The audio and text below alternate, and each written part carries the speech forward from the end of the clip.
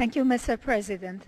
Sudwind would like to iterate that the CEDAW with 187 parties is very close to the universal participation.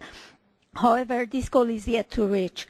We are also interested to know what plans the working group has put in motion in this regard. Is there any intention to request a visit from the countries who are not a party to CEDAW as a priority, such as the Islamic Republic of Iran?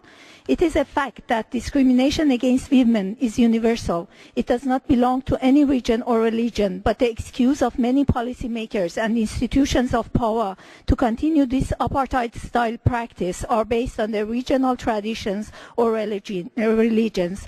In many countries, the laws are rather egalitarian on the paper, but they are not implemented in practice. In some others, the judicial system and the laws are so discriminative that women activists can hardly find a way to policy-making systems to change them.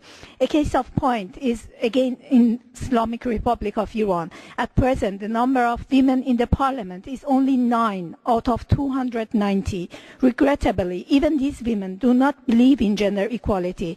Article 35 of the presidential elections candidacy clearly indicates that the candidate should be a religious political man.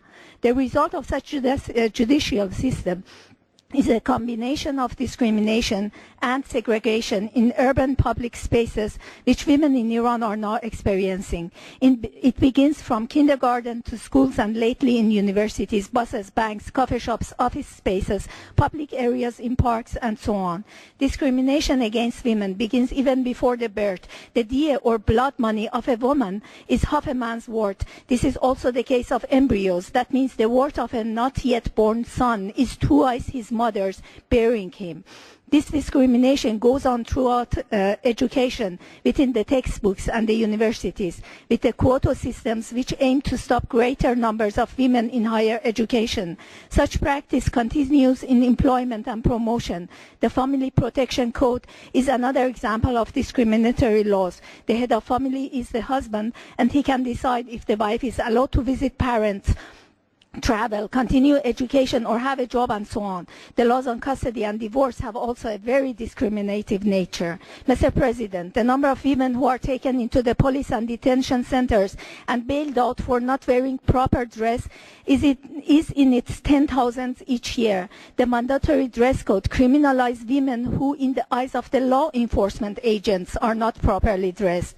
The only area of equality for women is imprisonment and execution. Sudwind hopes that the working group could find a way for negotiation with such countries to change the laws and practice as well as the discriminative behavior of authorities toward women. Thank you, Mr. President.